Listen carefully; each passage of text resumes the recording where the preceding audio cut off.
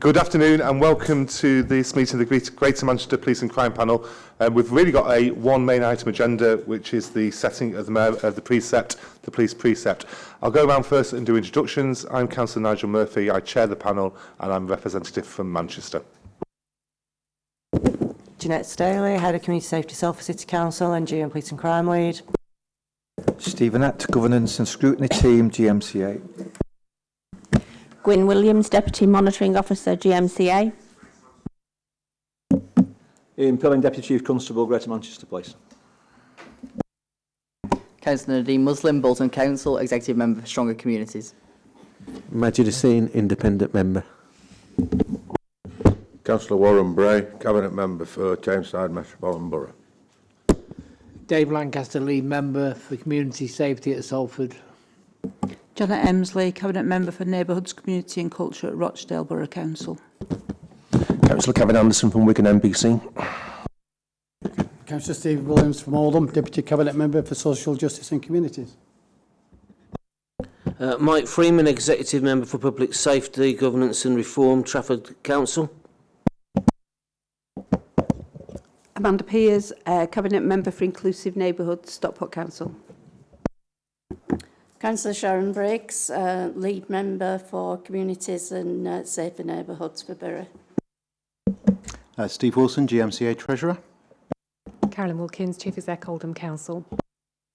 Thank you. We've had apologies from our independent member, or one of our independent members, Angela Lawrence, who can't make it to the meeting today. But as you will probably see as well, we've also had apologies for lateness from our Mayor, Andy Burnham, and the Deputy Mayor, Beverly Hughes, who have been delayed coming from their previous meeting of the Combined Authority. As it is the precept meeting, and it's the Mayor's precept with the support of the Deputy Mayor, we do need them to be in attendance. So I'm going to suspend this meeting for 30 minutes to give them time to get here. So we will reconvene at 3:40. Sorry for the inconvenience.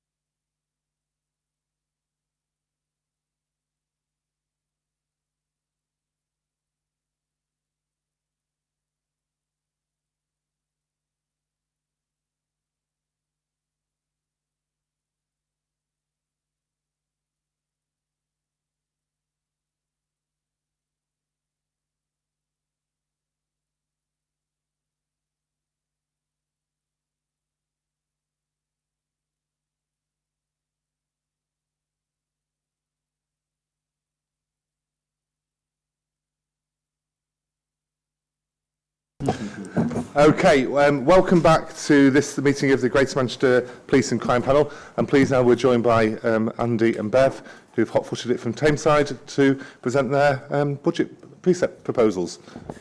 Thank you very much indeed, Chair. And can I start with an apology to you and to all members of the panel.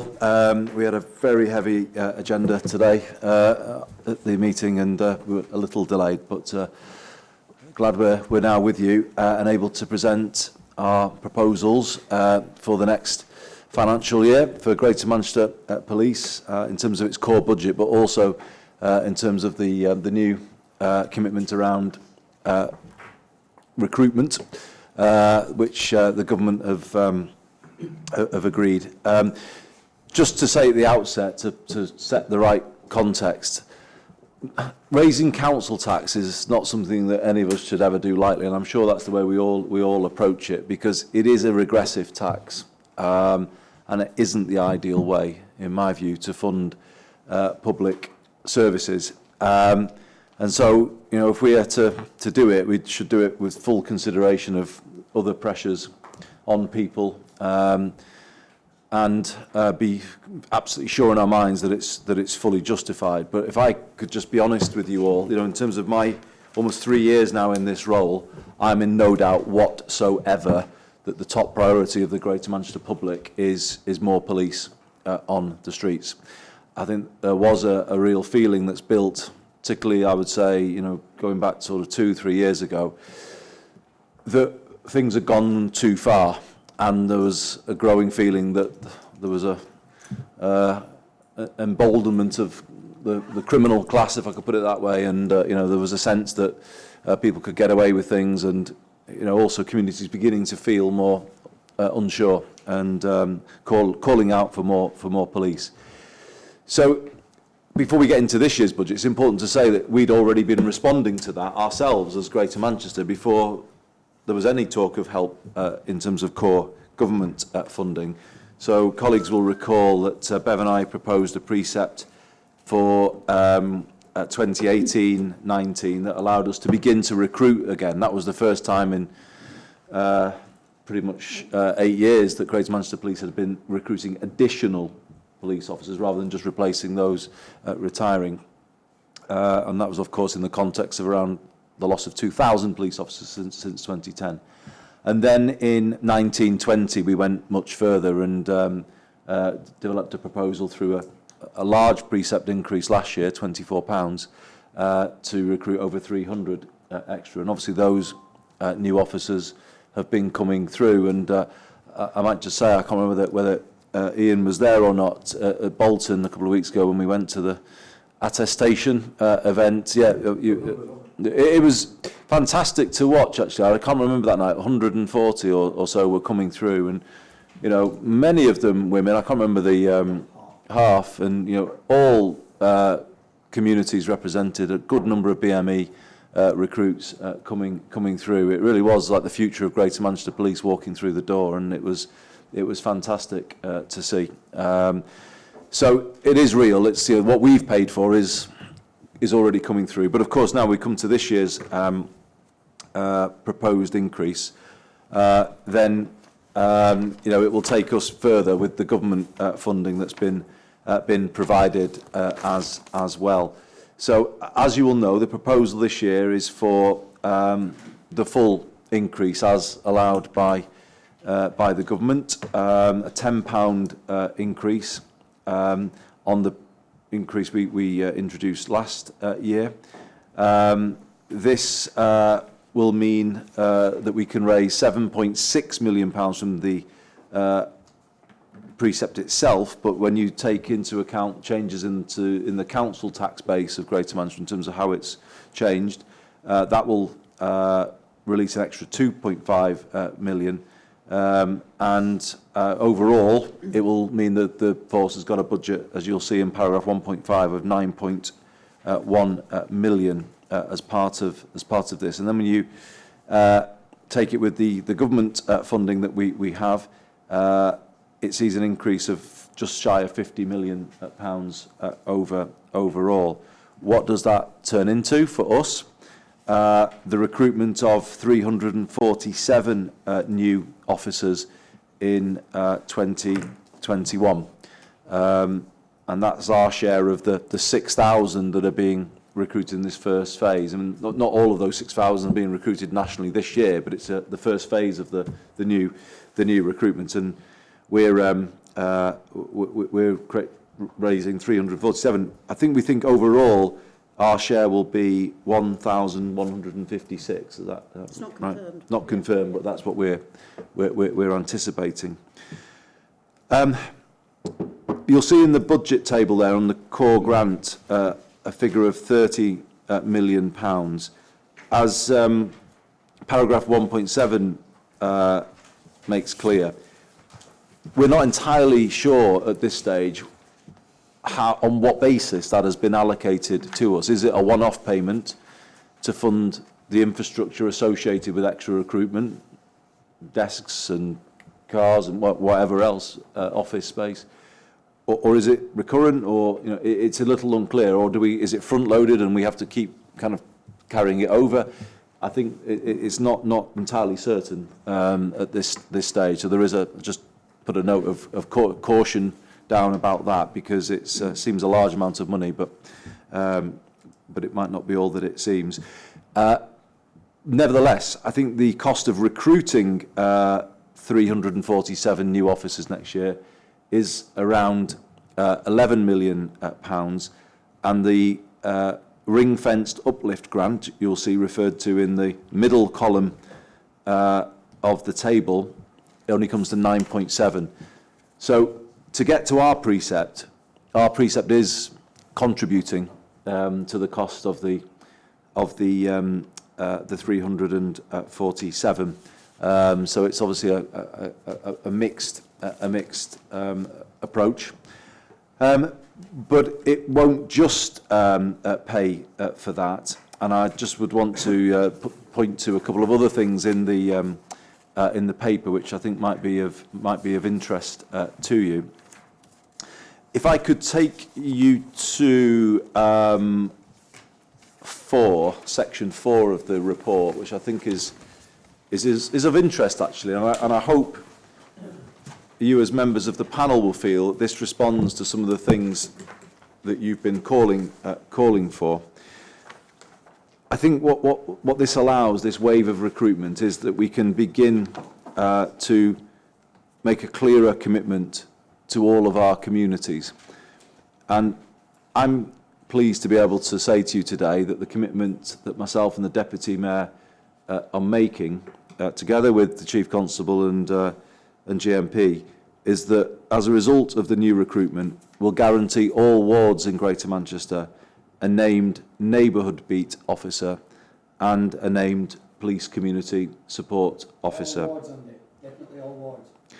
All wards, that's the proposal, Steve. That's the commitment that we're making, recognising that everybody will want to understand what's the minimum guarantee that they've got of visible neighbourhood policing.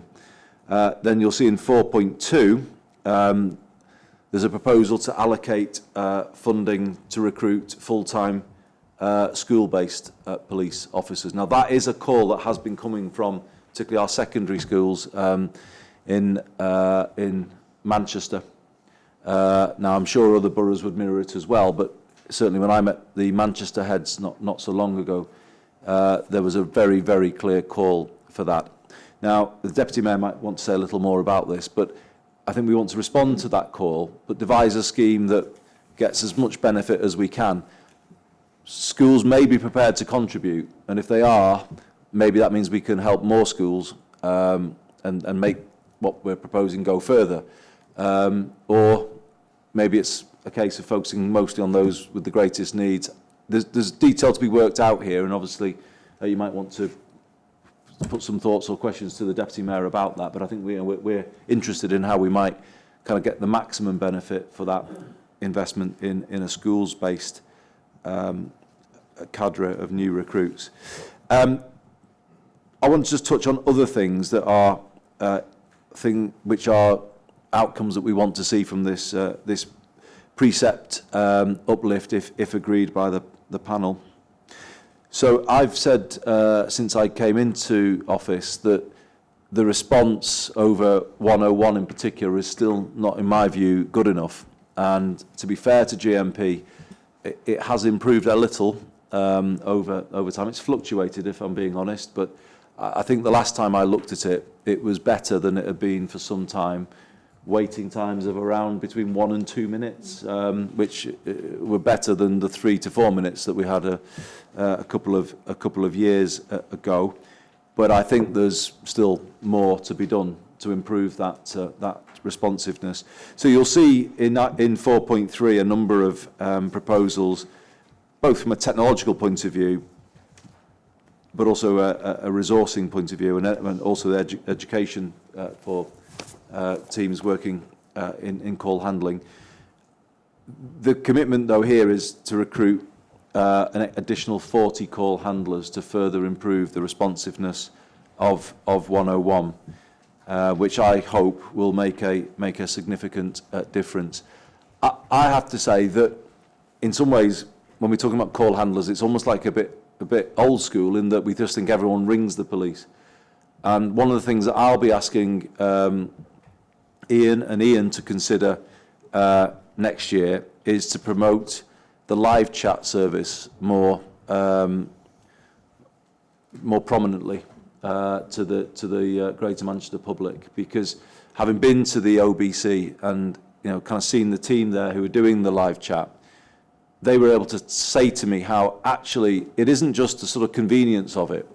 There is a public safety angle to live chat as well, in that it opens up a line of communication for people who might not find it easy to pick up the phone in their house, and for maybe issues of domestic violence or a home environment that might not support that. So live chat, I think, is more than just a convenient service. I think it's got extra public safety benefit, and we haven't really promoted it much yet. But I was interested to see the numbers using it are beginning to climb, even without a major promotion.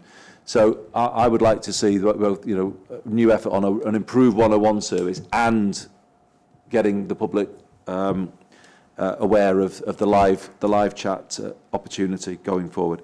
I think, Chair, that's probably all that I would want to say at this point, but I'm sure Bev will have further points that I've missed before we open up to colleagues' questions. Thank you very much, Andy. And Bev, without further ado, we'll go straight over to yourself. Thank you, Chair. I'm not going to say too much, because I just wonder, Chair, if at this point Andy's given a kind of overview of the recommendation and what that would achieve. If members would prefer to just be clear on the technicalities of the budget as far as we can, and ask the Treasurer to go through that, and then I'll pick up the other issues. I think it is to some extent a budget of smoke and mirrors, to the extent that although we've been given some allocations for this year, the biggest allocation, the 30.7 million, we don't know what it's for, except to some unknown extent. It is front-loading the future infrastructure costs, that is the hardware, the classrooms, the cars, the body-worn video equipment, etc., of, we think, possibly the extra officers yet to come. But it's unclear, and we've been grappling with that uncertainty in making this proposal. But I'll let our Treasurer, who I'm really grateful to, you know, and we're grateful to members of the panel as well, you've been very forbearing with the difficulties that the government's delay has created. We were modelling possibilities on the basis of some assumptions that turned out to be not right. So we had to go back to the drawing board. And the settlement was only given on the 22nd of January, as you know, so we've had to have some pretty fast footwork, and our relatively new Treasurer has got to grips with the complexities of the police funding and the budgets really so well. It's been really helpful. So, Steve, do you want to go through, if that's all right with you, Chair? If Steve goes through, there's a slide deck on your tables, which is probably the better thing to go through in terms of some of the detail. Oh, it's on there as well, yeah. Okay, thank you. So we've covered quite a bit of this, so I should be able to go through it reasonably quickly. Do feel free to stop me as I go along and ask any questions, and then we'll get to any other questions at the end. David, will you use the microphone for us? What about the budget for last year and the actual spend? I've never known budgets when we're considering 1 year that we don't have last year's budget to see how the spend is in comparison to the budget. Yep, I can give you an update on that. As of December, the budget is broadly in line with that was set. There were a number of pressures that meant early on in the year there was a potential small deficit against the budget, but in December that's now been brought back in line, so the forecast is for a small surplus, partly because some of the one-off work that was going to take place around moving some of the facilities in 2019-20 won't now happen until next year. So there'll be around about a 1 to 2 million surplus on the budget for 2019-20, but broadly in line with expectations, except for a couple of one-off issues. Okay, so as I say, I will go through this reasonably quickly because you've got most of the information. It is worth just sort of taking a step back, particularly when we think about the consultation, because the consultation had to commence before we'd had the information from central government. So I think that's important because it set the consultation at an up to £24 precept rise, which was the precept rise for 2019-20 and was felt to be the absolute maximum that would be permitted. Obviously, there was likely, and there was, a cap on the precept that meant that actually that full £24 would not have been possible, but at the time we didn't know, so that was the consultation, and we'll look at the results of the consultation in a minute. As the Deputy Mayor said, we had to model some of the information in advance of that, and there were a number of pressures that were modelled through around that, which gave us a potential gap on the underlying funding of the budget, and that was some of the work we were doing to look at the solutions around that. Obviously, that modelling was then updated when we received the final settlement on the 22nd of January. But as I'll say a number of times through this presentation, there are a number of unknowns, and that's largely because we received a one-year settlement rather than a multi-year settlement. And obviously, that links to the fact that the spending review for years beyond 2021 won't happen until the summer and after the budget in March. So hopefully things will be clearer. That has set some limitations to what we've been able to assume at this stage, and that flows through in the modelling that we've done. In terms of the consultation, so as I say, the consultation was on an up to £24 a month for a Band D property. That's £2 per month. 500 responses received, just over half were supporting either that £2 per month increase or more. Those that didn't support it were saying so because they felt that the funding should come from central government, or because they felt they hadn't seen an improvement in the police. And obviously the recruitment that was funded through the precept rise in 1920 has been ongoing through the financial year that we're just coming to the end of. So that was, as I say, a consultation on a up to £24 precept, and you'll know now we are proposing less than half of that at a £10 precept increase. Headline terms around the settlement, these are the national numbers. We'll have a look at what that meant for GM on the next slide. It was a one-year only settlement. Headline number of £750 million additional funding for the police. 50 million of that was held back to fund some of the national work around the recruitment campaign for those new officers, which meant 700 million was allocated out to police and crime commissioners across the country.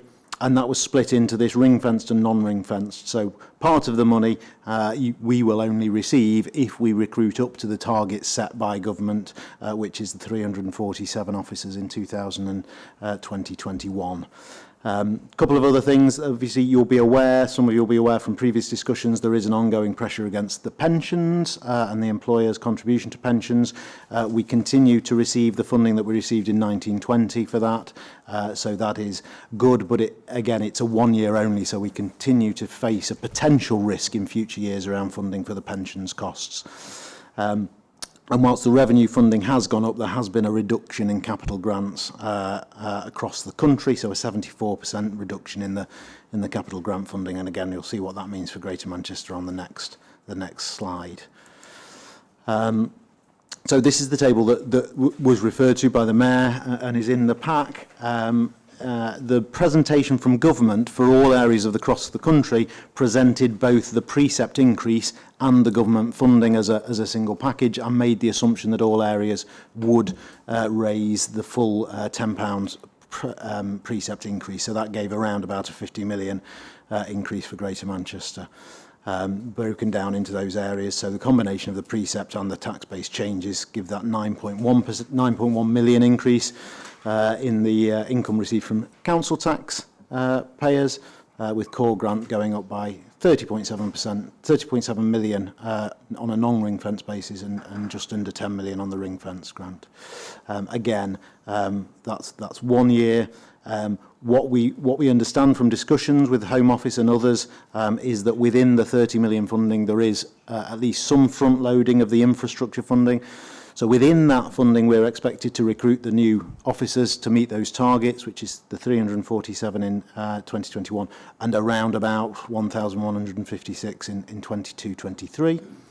And it appears that there's some front loading of the one-off infrastructure costs that will be required, and when we look at the budget for GM we'll see how we've played that in, and alongside that actually the reduction in capital funding from 2.4 million to 0.6 million, which again means there is less capital funding to deal with some of those infrastructure costs.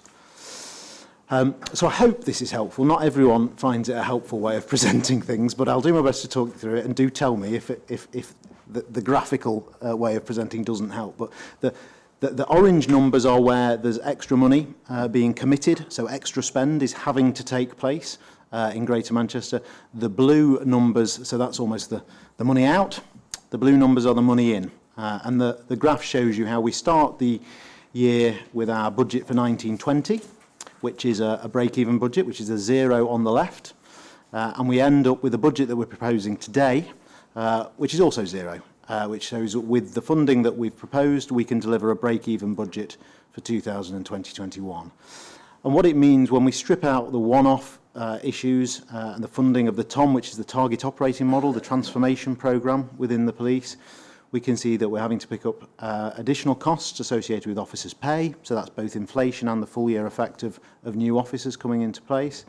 Other pay increases, an increase in the amount we have to charge for the use of capital during the year because of the increased investment that's happened in previous years.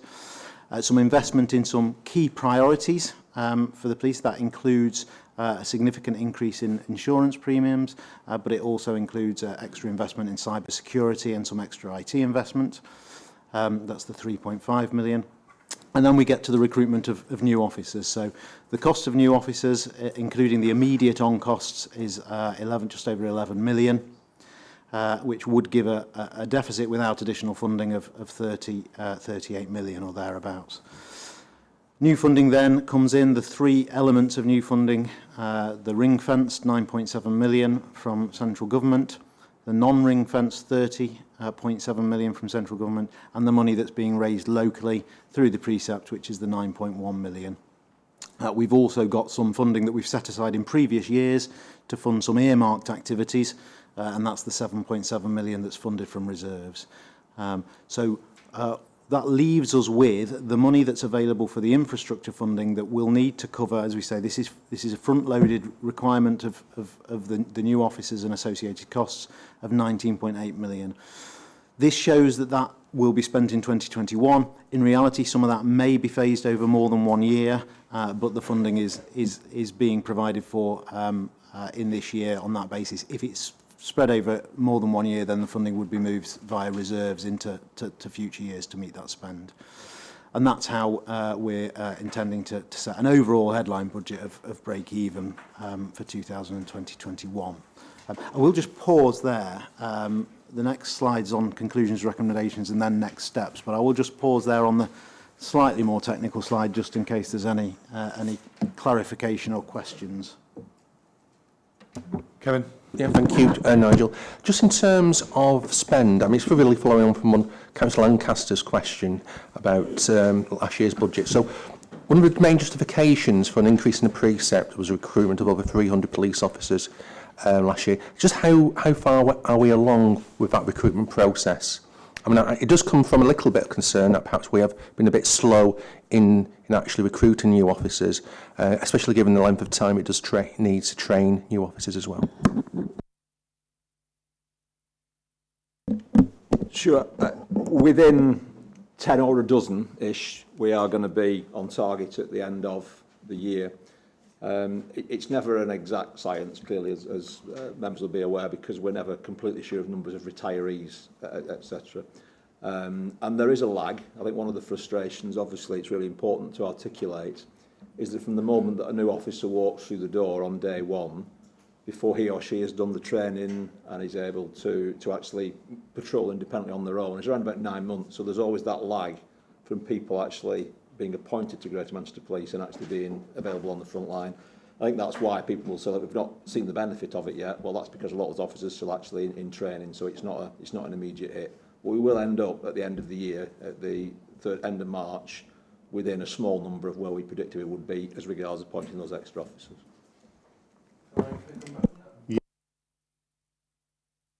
So obviously, thank you for the answer to that. But obviously, my main concern was that in terms of the speed of recruitment, I am getting some feedback perhaps that half of the new trainees within the Wigan division are only going to be starting in March itself. So I think we're allocated around 32 new officers. With only half of them, actually coming into training in March, and as you indicated, there is that time lag as well. So the question is, could we have actually recruited more quickly? In terms of, is there any management issues or recruitment issues we need to be aware about? I mean, it's interesting though, because Andy mentioned the numbers before. There was a time, probably 18 months ago, when I think our recruitment department would have bought anything over 100 officers coming in, and we've pushed, and we're now bringing in 160 in March, which is more than ever before. There's a speed at which they can be brought in, and we are absolutely maxed out to achieve the numbers that we need to achieve before the end of March. Just on the specific local issue, when they actually are allocated a district to go to, whether it be Wigan or elsewhere, we will look at where the vacancies are at that time. So it may well be that you get more officers coming to Wigan in March than you had in January, because there are more vacancies appearing in March. I don't have that information to hand, but that'll be the reason why. But you will end up by the end of March with the number that we said we were going to provide to you. It's not always an equal number allocated to each district, if that makes sense. Just to set the whole thing in context, because the 320 was a very significant number to be recruited, that's also on top of something between the 400 and 500 that we need to recruit every year just to stand still. That was such a very large number, between 750 and 850 new officers in this year.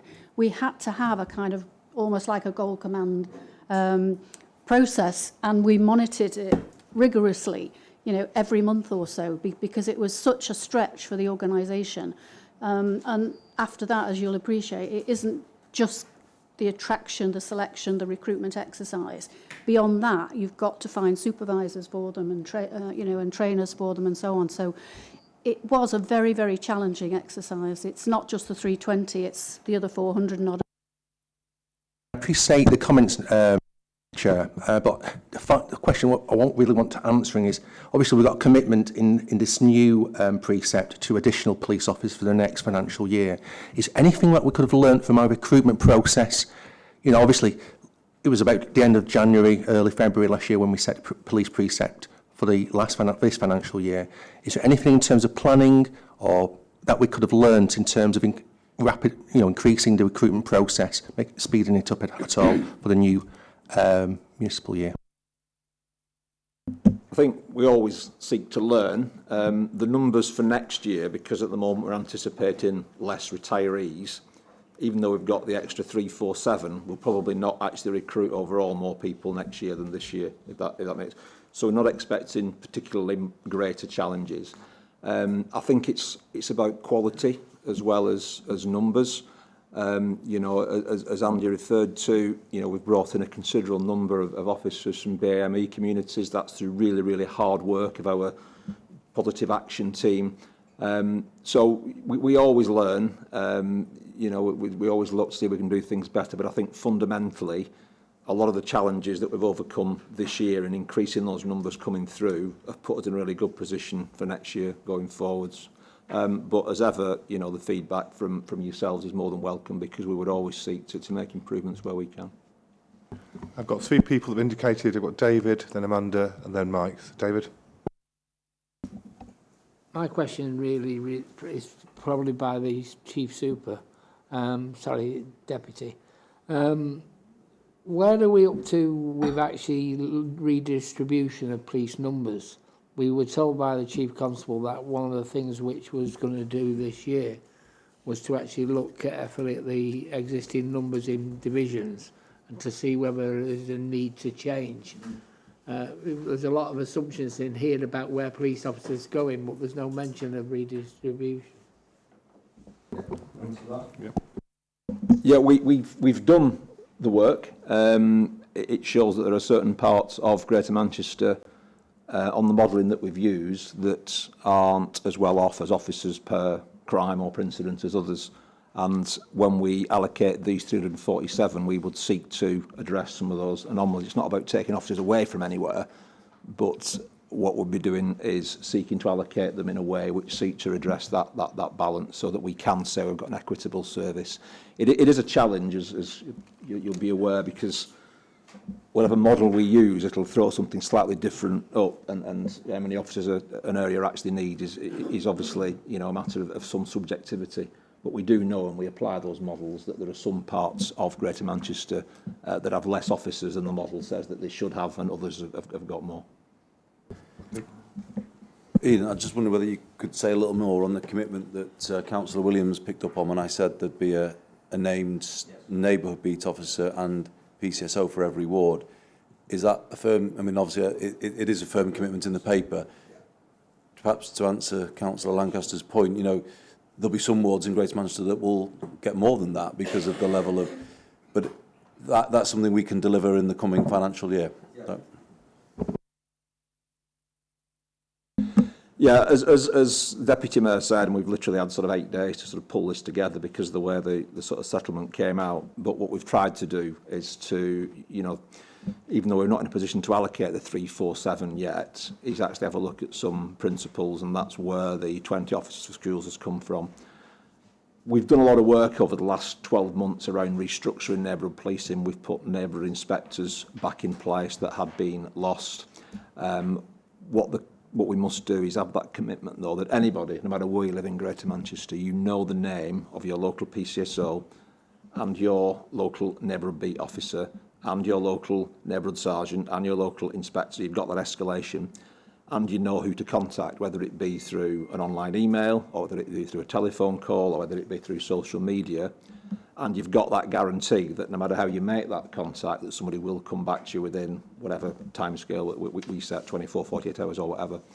I think it's just being able to give local people that reassurance that whatever the issue is, they've got somebody to speak to about it. There are numerous ways to contact us, and we will give you the feedback as regards what it is we're going to do about that issue. And those are the basic promises that we want to underpin the allocation of those officers with.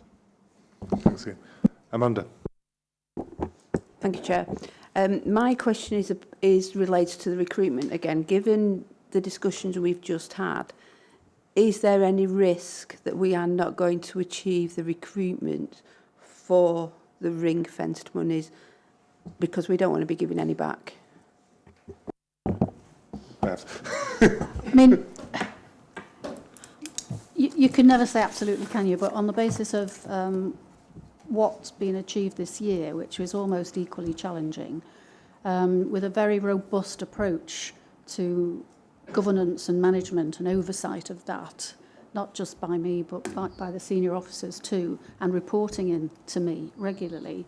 I don't see any reason why we can't achieve that. It's actually trying to get what we really want to get to. The Deputy mentioned, you know, the objectives of achieving as diverse a range of people as possible, and also maintaining the kind of the quality of those recruits, and then having recruited people, having the capacity and the capability to train up and supervise that many people at once. And you know, I don't think it doesn't take much if you think about it to think that over the last few years, we will have had, during the course of this year, a lot of new, additional, brand new recruits.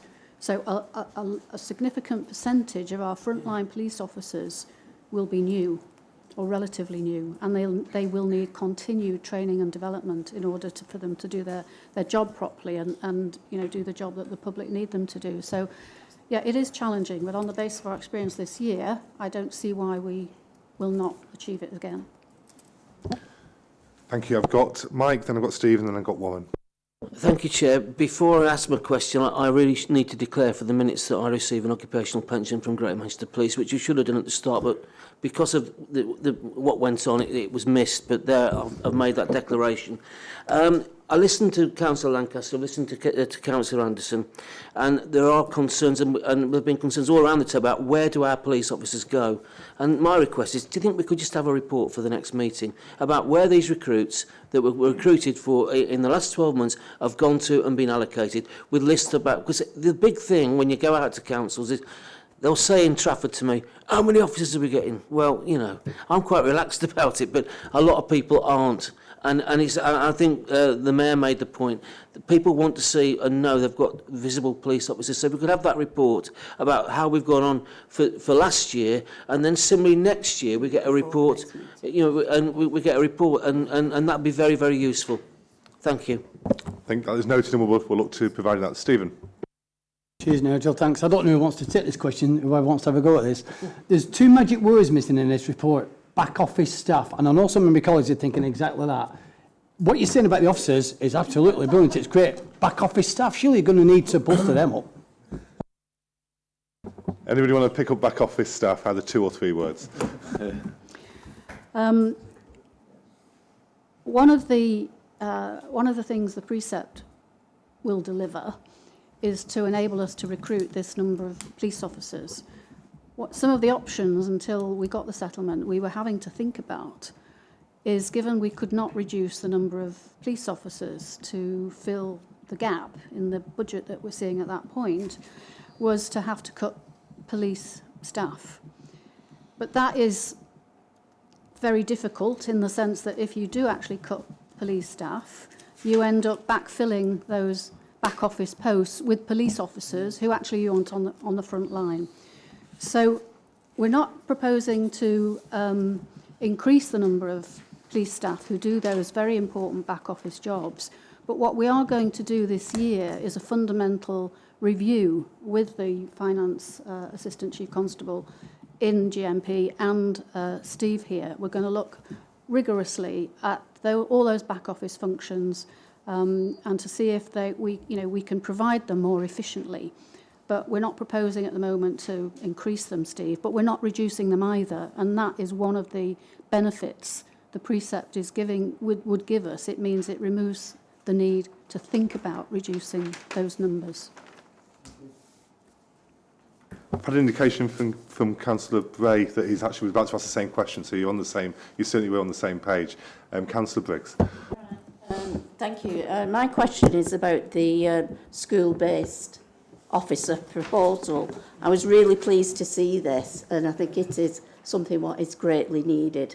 Did I hear correctly that someone mentioned 20 earlier on in the meeting? And if so, can you expand on that, please?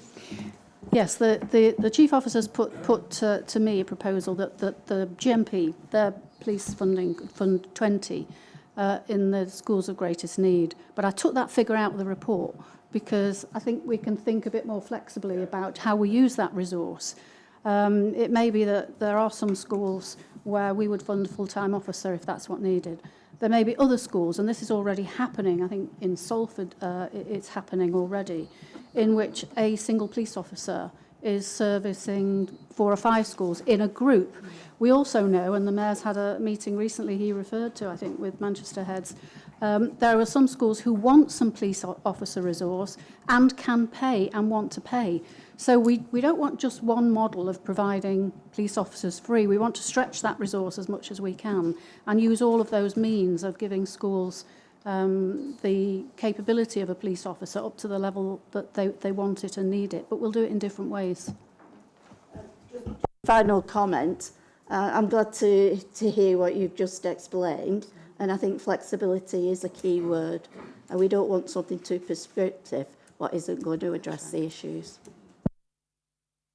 Just, I think Councillor Briggs makes a really important point. I think the choice of putting all the resource on 20 schools or trying to come up with a way of letting more schools benefit, I think is worth just thinking through, isn't it? But in terms of just responding to the way things are changing, the whole issues around knives and those issues that every single community represented around this table will be familiar with, it seems to me that the evidence that can come through a school-based police officer is invaluable, actually, because I think young people can have a conversation there that they probably wouldn't do outside of school. And certainly speaking to my own kids, I think it's well known amongst some young people, those who might be carrying something, they know. And I think, it's kind of intelligence that needs to be gathered in more systematically, I would say, building that relationship of trust with our teenagers at that kind of level. And I remember, if we go back when the Deputy Mayor and I were in the Home Office a long time ago, 2005, I think school-based police officers were at their peak, I think, around then. And I certainly remember, and I know Councillor Anderson will remember, some schools in the Lee area where they became really part of the fabric, actually, for a while. And, issues around antisocial behaviour, which were very big at the time, began to sort of disperse a bit, because, I think they did work. And it was one of those cuts that might have been easy to make, but actually was it a good one? So I'm really pleased to see this proposal too. But I think the Deputy Mayor is right, just to sort of, not commit to the number at this point, just in case there's just a slightly cleverer way of making the money go around, and therefore more schools might benefit. I've got Amanda and then Mike. Amanda. Thank you, Chair. I'm really pleased about the reference to schools as well. I think it's something that we've got not great problems with in Stockport, but some small areas where we could need some support. We've got really good performing schools that have got small cohorts of young people who need some intervention. So it might be the flexibility that you're talking about is ideal for working with those schools where they haven't got large numbers and they haven't got ongoing problems. It might just be a small cohort who have got an issue at a particular time and wouldn't need that presence all the time.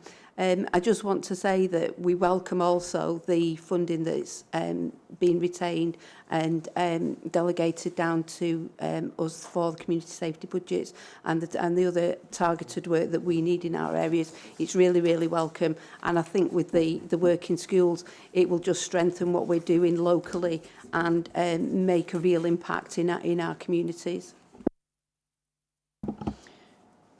Thank you very much, Councillor. I really appreciate that. Yeah, I think it's just worth, as you've raised it, noting the table in paragraph 5.1, because we have been able, through the Mayor's budget here, to preserve the community safety grants that go down to you to support your work in promoting community safety. There's the additional money we pay to the safeguarding boards. The budget that I delegated to you to allocate as you wish to your voluntary organisations. And I included on that table also the money that we gave for you to develop interventions to use in conjunction with the violence reduction programme. And I think the later paragraph does mention, I think, as you referenced, Councillor, the 550,000, was it, that I earmarked? We held it over because you got that 300, if you remember, but I've still got that we can use and allocate if we want to during the year. So there's a fair tranche of money still coming down to the districts for you to use with your priorities and to support the work of the police and the local authority together. I've got 5 people that indicate. I'm going to call first 2 people who haven't spoken yet and then go round. So I've got Nadeem and then Majid, then Mike, Stephen, Kevin and David. So, Nadeem. Thank Thank you, Chair. So it's on the same topic then of the community support grant funding. So you mentioned there just about the extra 550,000 that's rolling over. So it would just be good to understand if there's any particular plans for how that'll be divided across the areas, and also that the CSG is going to be at the same level as last year. Separately as well, it would just be good to know that will the pots that you mentioned in that table already, will they remain the same, or will they be subject to the budget process? Thank you. I didn't quite understand the last bit, but I'll get to that in a minute. If you remember that the 550, which was additional and coming down, we decided between us that it's better to keep that centrally for the moment, because some areas were finding it hard actually to spend the money that we had given, and rather than you have big underspends and we have to trawl it back, we gave you the 300,000 each and kept that other money back. But we can talk about whether, when we see the outcomes of the money that you have been allocated and what it's been spent on and whether you've managed to spend it, we can talk about that. And the allocation is on the basis that we normally do it, which is divided it by 11. Manchester gets 2 11ths. No, sorry, two 11ths, is it? Yeah, and you all get one, so it'll be, what's that, 50,000 each, and 100,000 for Manchester as 3 districts. And what was the last point? Sorry, so it was just about how it's broken down in the table. So in 5.1, they've got the table on there. So is that going to be subject to a budget process, or will the amounts sort of stay similar to those levels as they were for 1920?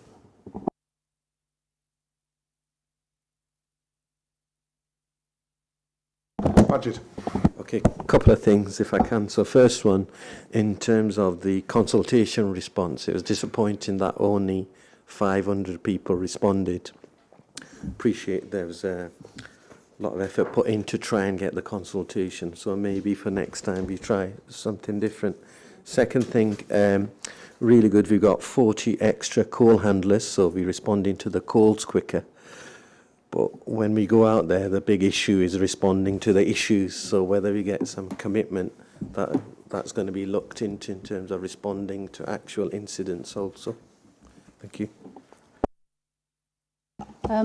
The consultation period this time was constrained by the fact that we were waiting and waiting and waiting for the government to give us the settlement. In the end, as Steve said, I think, we had to go out to consultation without knowing what that settlement was, and we felt we couldn't wait any longer because we had to consult.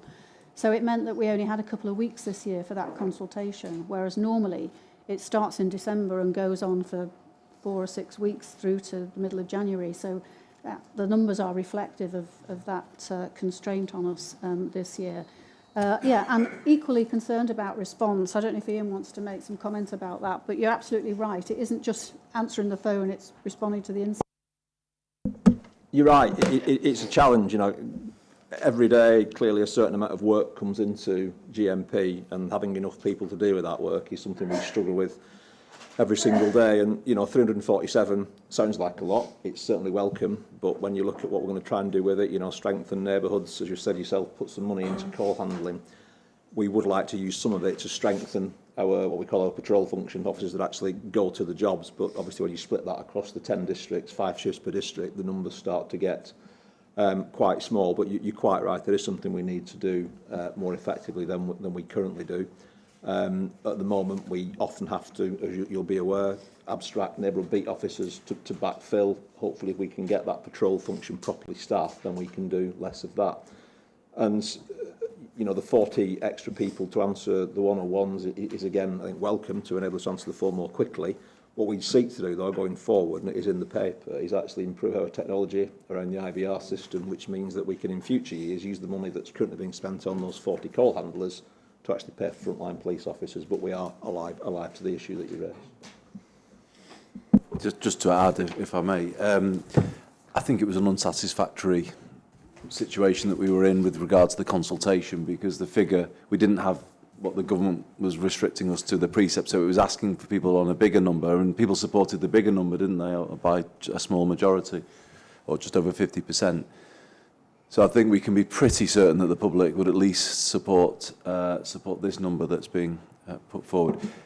On the response issue, I think it's a really important point here about kind of using this increase to sort of give a kind of feeling out there that we are going to try and respond to everything. I'll be honest, I got a little worried about some of the messaging around what you might call retail crime or shoplifting, because if it looks like we're saying, oh, we're pulling away from responding to certain crimes, I think that has an emboldening effect on people. And I think as we're kind of growing again as a police force, I personally believe the important thing is to sort of set kind of new expectations, to sort of get more ambitious again about being strong with the public, saying, no, we're going to go after as much as we can. And I think that, so you don't create a kind of feeling that, traffic or shoplifting or, it's kind of, oh, well, I think, the messaging can change. I suppose what I'm saying is I understand the pressure that Ian have been under, and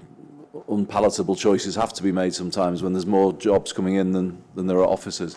But as we're growing again as a police force, I think we do need to now rethink some of that messaging and, send a more confident sort of, positive message out there around trying to prosecute all crimes, because all crimes have an impact on people. Mike.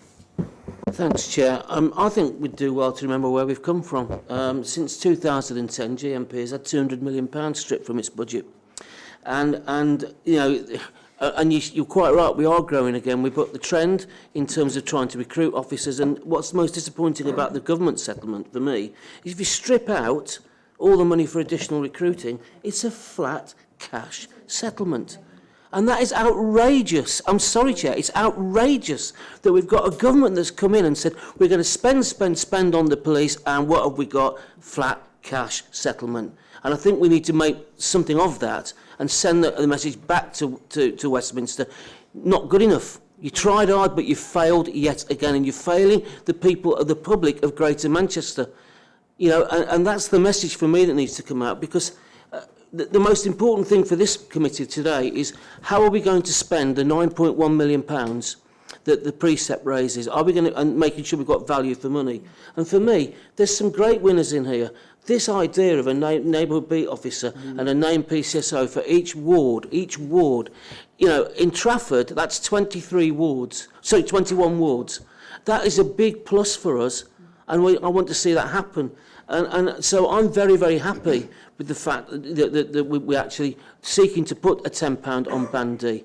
And I know we've not got to conclusion recommendations, but I think that we need to be sending the message back to Westminster and to the Home Secretary. You're failing the people of Greater Manchester with settlements like this. Thank you. Thank you, Mike. Stephen. Cheers, Nigel. Thank you. So, Ian, here's you, sir, the Deputy Chief Constable for Greater Manchester. And when I ask you this question, you're going to think, God, that guy's trying to fathom us all. Anyway, bear with me. So, last year, the Chief Constable was here, and he said to us, right at the end of his discussions with us, he talked about the precept, just the same sort of discussions we've had today, and his actual words at the end, I'll never forget it. One of the meetings where you don't forget, and he goes, Steve, the task that lies ahead of us is huge because of the precept, because of what we could do with it. And I had thought of that meeting. I was thinking, well, you've got money, go ahead, run with it, do with it. And it's nowhere near as simple as that. So let me ask you this. If you had a blank cheque, what would you do? What would you do if money was no object? You could do whatever you wanted to do with it. You read this report, and you realise that the Bobby's job, your job, is absolutely unique, sir, absolutely unique. And the will of the Bobbies and the breadth of knowledge they've got to have is outstanding. It's absolutely incredible what they've got to have. So, when you think about human trafficking, child sexual exploitation, cybercrime, terror, grade 1 responses, grade 2 responses, all that lot. If you had loads and loads of money, you could throw loads at it. What would you do?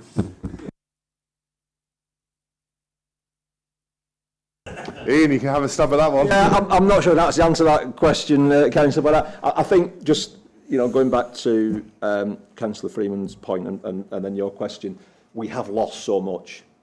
There is no part of Greater Manchester Police that has been untouched by those cuts. And when you listed yourself at the end, I think you probably gave the answer that I would give. There are lots of areas that I would want to build up. That visible policing presence, I think, is what's important to the public, and that's why it's at the top of our list. But equally, there's no point having lots of officers in uniform walking around if there's then nobody to respond to the emergencies, if there's nobody to investigate serious crime, even if there's nobody to, perhaps controversial point, to do the speed traps as the traffic police, because, you know, we know we've got numbers of road traffic accidents going up. So I think it is about providing more of a frontline, uniform, visible resource, but it's not just about that, because if we just did that, then everything else would fall over, and it, you know, it wouldn't be sustainable. I would just clear one point up. There's just probably slight choice of language. When I said about a named officer, it might well be that some wards had one officer they shared, and others would have two officers. It wouldn't be that pure distribution. I wanted just to clear that up. But thank you, Councillor, for that question. I much appreciate it. But, you know, it's seriously, I think there are many, many areas that I would want to reinvest in. But given the scale of cuts that we've had, this really enables us just to start to put some of that back into place. And I think, you know, that's why it's important, and that's why, you know, Chief and I come here, because we just need that feedback as regards what you think and what the people you represent think, because that's important to us as well. You raise a really good question, actually, because it does make you, when you pose your question in the way that you did, Steve, it does make you think, doesn't it? And it makes you, sort of joking aside, sort of really think about prioritising. I just wanted to jump in because you mentioned child sexual exploitation. You'll be aware that I commissioned a report into this issue. That actually will have 3 phases, to be honest. We've only had the first phase so far. And I think this panel does need to consider that report, and indeed well, as difficult as it is, you have to face up to these things if we're going to protect our young people going forward. If you read the detail, I wasn't sure what the reason would have been given for the termination of Operation Augusta so abruptly, but it was resourcing, and that there wasn't the priority wasn't given. And I think your question is then a good one in that context, isn't it? Because the statement I made after receiving the report was that from here on in, well, it should have always been the case, but you know, sometimes you have to say something to make it absolutely plain. I said that no issues of resources, community tensions, passage of time, whatever should ever stand in the way of the prosecution of those to the nth degree who are involved in the sexual exploitation of children. And, you know, I think, you know, that report and the Operation Green Jacket that has arisen from it is a demand on Greater Manchester Police. There's no doubt about it. Ian was talking about people investigating serious crime. But I hope we'd have the panel support for Operation Green Jacket. I'm sure we do. And that's an example, isn't it, about, you know, if resources are coming in, what do you prioritise? And I would put it to you that, you know, that issue has got to be absolutely up there at the very, very top of the tree, hasn't it? And it wasn't in 2005, and we've just had a report that told us that. So it is right to give the commitments around named neighbourhood beat officer, police community support officer, but at the same time, we are looking again at issues that haven't been correctly resourced in the past, and that will have an implication as well, and we need to obviously be alert to that. Just to say one further thing, when you were listing the range of things that, you know, what would we put more money into, and many of the ones that you said you would, you know, obviously counter-terrorism, etc., and child sexual exploitation. But I think there is one that, it's not just for GMP, I think it's for the police service in England and Wales as a whole, which is fraud. I'm not sure we've got a good enough response for the public yet on fraud. It's I can see Ian nodding, but it strikes me how much email traffic I get on this issue, and it feels unsatisfactory to send it all to the City of London Police, and it doesn't necessarily feel that that's an adequate response. And I certainly think that's an area where we need to do some more thinking, and that might have different implications for who the police recruit, because it might be different people who might have the skills to track down financial fraud, given the complexity of of fraud in the digital age. And I think that, you know, the question you raise is a really good question for us constantly to challenge ourselves, resourcing, what is the priority? But I just did want to jump in and say, following the publication of the report into the termination of Operation Augusta, you know, the message I was sending out loud and clear is that prosecution of those responsible for child sexual exploitation always needs to be a priority that knocks out all others. No, thanks, Andy. On Tuesday we had our normal meeting, and we did take a brief item on the CSE review, and we agreed that we wanted to have continual updates as to where that's up to. And it's going to be a standing agenda item, so it's something certainly as a panel we take very seriously. I've got indications from Kevin, David, Sharon, Janet and Amanda, and that's before I start. So we'll kick off. Kevin. Well, first one is just a fairly simple question. Is there a particular reason why the Chief Constable isn't here today? Okay. The second issue follows on from Andy's comments about expectations. I mean, I do recall probably in Hopkins more than 12 months ago now, giving a media interview where I'm sure he was attempting to manage the public's expectations, and Andy hinted at that really in terms of certain types of crime were unlikely to receive a response. And obviously that was seen in some parts as almost a green light to certain times of crime to be committed. And as Andy indicated, I think perhaps we need to revisit the expectations that the public now have or are going to have in the future, given the fact that we have been savaged for the last 10 years by cuts. So I think that needs to be looked at, and hopefully Ian, at some point, in conjunction with the Mayor, may look to perhaps reevaluate the public's expectations in terms of police response, given the new parameters in which we're beginning to operate. In terms of the precept, I do support it. I welcome the 40 additional call handlers. I've had some positive feedback on the new live chat service, so I think that is certainly a way forward. Although I will say I've had some recent cases where I've been concerned about the response to 999 calls. I mean, there have been risk assessed, to be fair, I think, and it's taken days to respond or even to get a phone call back.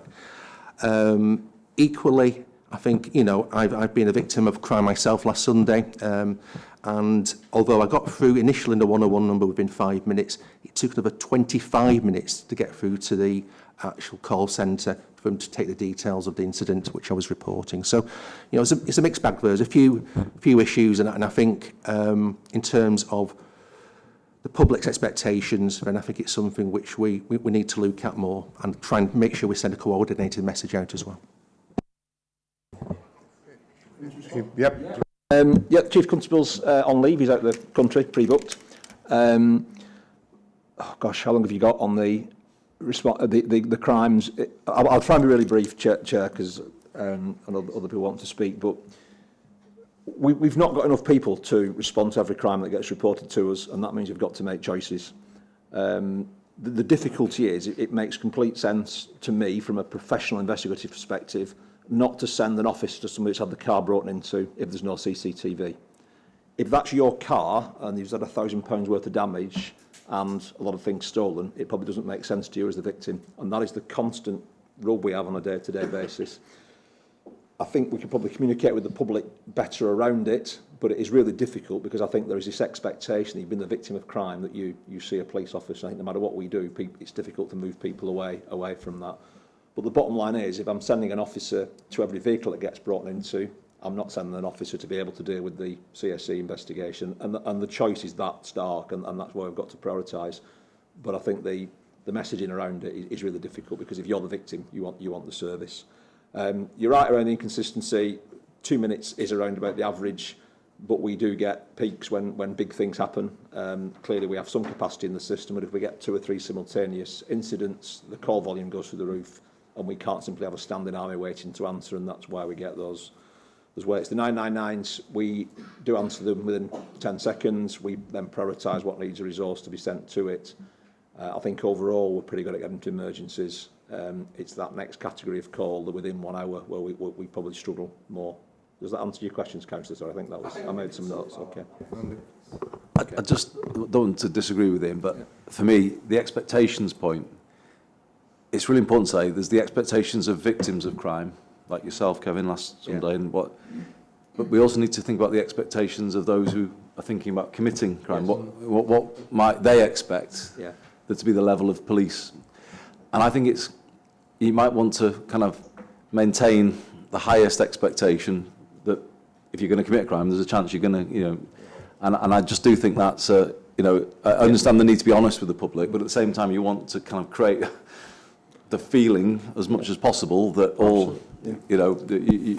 all crimes will receive response.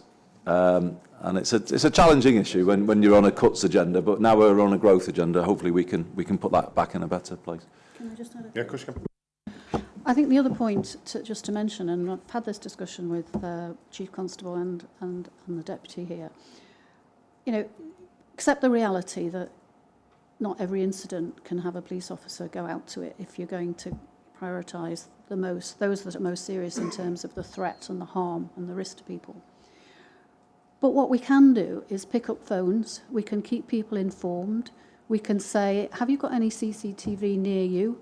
Rather than just not go out at all. So we've had those discussions, haven't we? And we do think that neighbourhood officers can do better in that regard sometimes, because sometimes people feel they've got through, they've reported something, and somebody says they'll get back to them, and then nobody gets back to them. And that really isn't acceptable. It corrodes the public's faith in the police, for a start.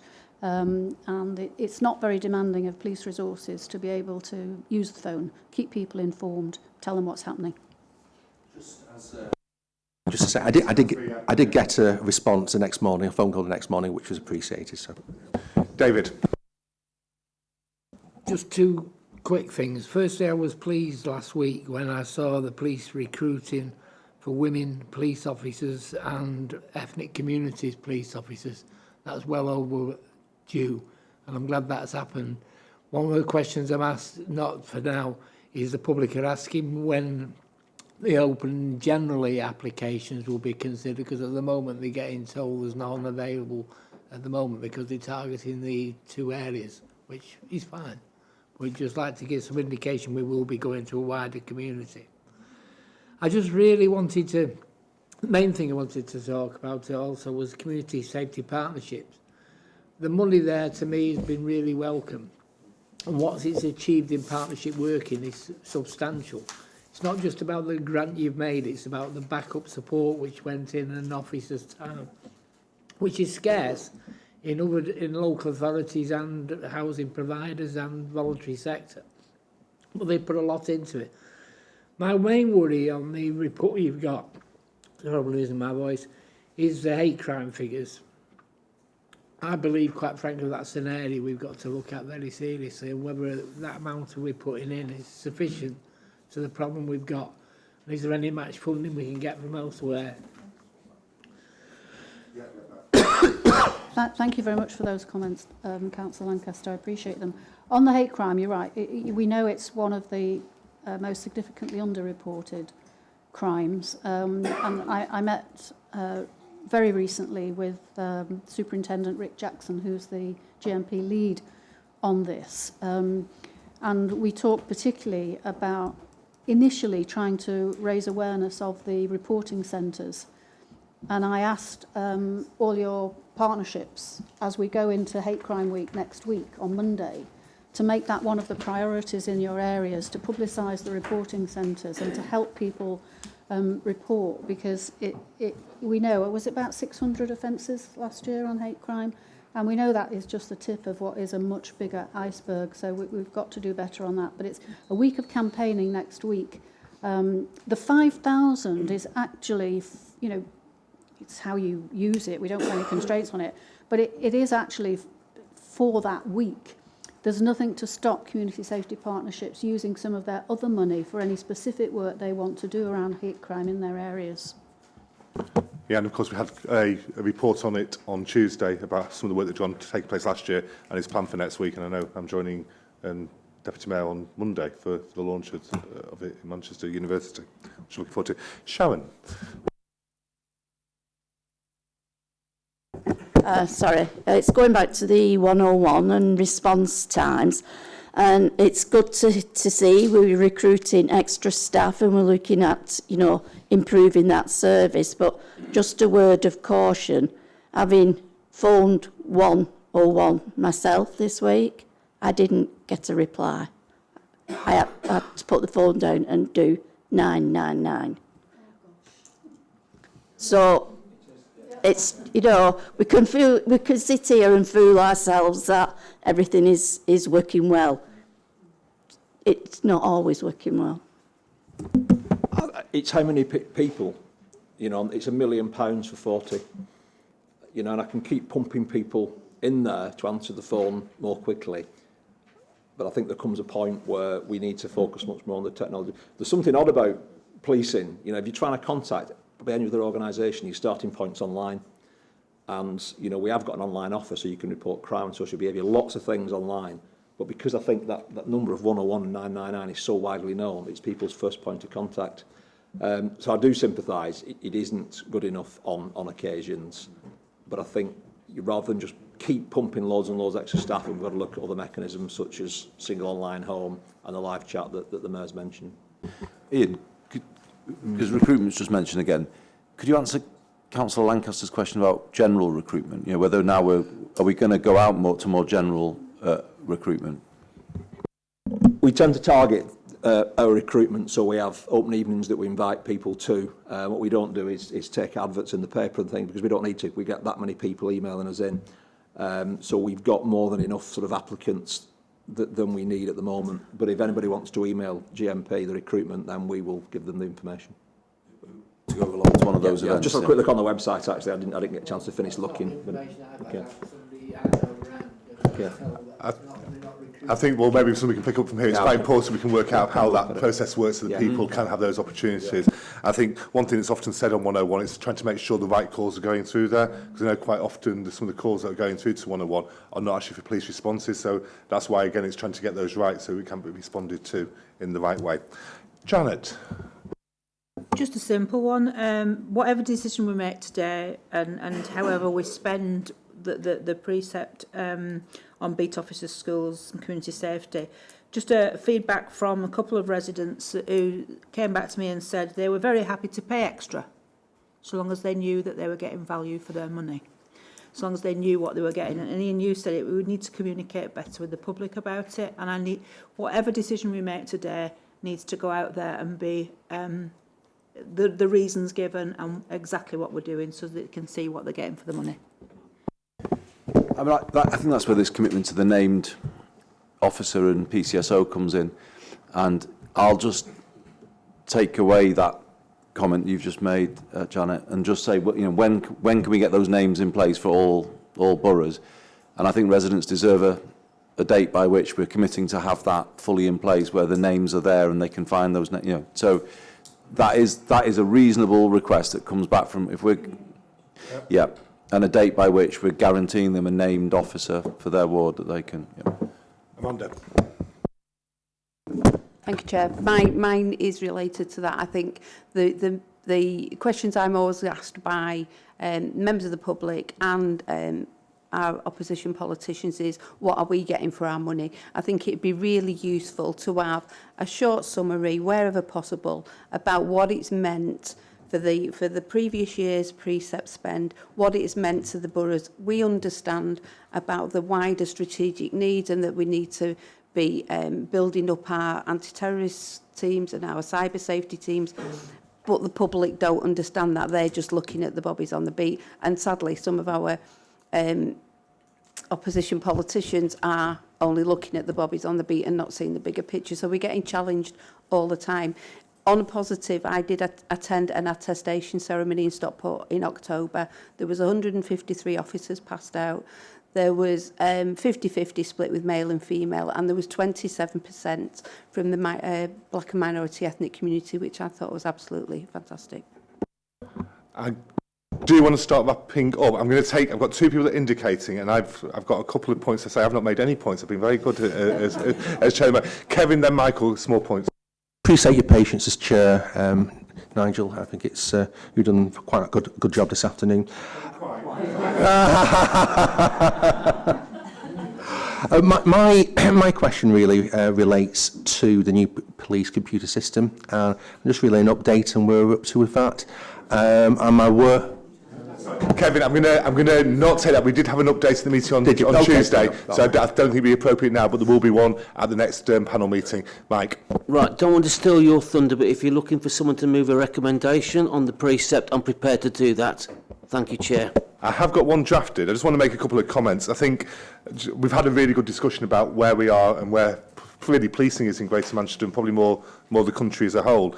And I think it's disappointing the lateness we've actually had of the settlement through both here and for local government in general. We know the general election got in the way, but that's not the main reason for those details. And it's also the lack of clarity of what's going to happen in future years. We've got some figures here, and it's almost impossible to make informed decisions if we haven't got a certainty within the budget. I know that's outside of our control here, but it does need saying.